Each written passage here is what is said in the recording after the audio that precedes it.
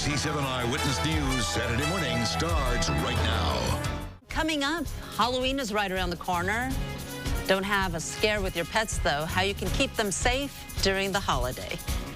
Troy, thank you. ABC 7 is connecting you with events and people in our community. Halloween, of course, next week. And whether you're dressing up your pets or not, you'll need to keep them safe during the holiday. And here to give us a couple of tips, the owner of Kremer Veterinary Services, Dr. Tony Kremer, is here with us this morning. Tony, thanks for coming back. Good morning. Thanks. We appreciate it.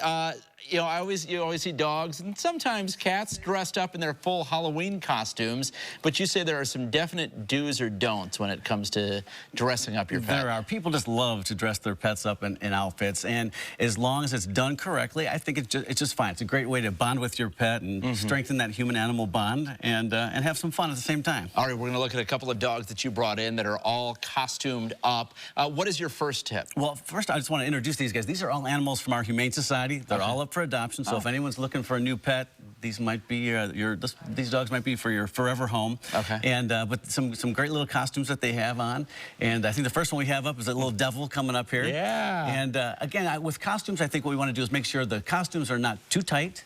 They're not, there we go, that they're not too tight. This is I think that's a little horse. It's either a horse or a sock monkey, I'm not sure. But I got you. Again, we want these costumes to not be too tight that they could constrict their airflow, not too loose that they could get caught on things and get tangled in. Okay, let me ask you a potentially unpopular question. Yeah. Is it a bad idea to dress up your pet? I always feel like whenever you see a dog in costume, they look a little bummed out. No, I think the most important tip is that we have to supervise this. The pet needs to be with you. You can't put this costume on and let them run around. You've got to supervise them. And if they're held in your arms like this for some pictures and on Halloween trick-or-treating, I think it's a wonderful thing you can do with your pet. Okay. That's a little devil. That's a little devil there in full costume. And we've got one other dog that's going to come in also dressed up and share a few thoughts on this costume. It's kind of like a doggy fashion show, but we're trying to do safety tips, how to be safe with your dog. Again, I think the biggest thing is to make sure it fits well and that there's not stuff on there that they could chew off or, buttons or bells that they could actually ingest, because that would become a big problem if they eat that. So if we do it in a safe manner, I think the costumes are a wonderful idea. Another thing, too, that we want to talk about is a little bit of other options. And one other option is to do a temporary tattoo. Have you ever heard of that? No, a temporary tattoo for dogs? So we're starting to do this. Our groomers actually spray these on.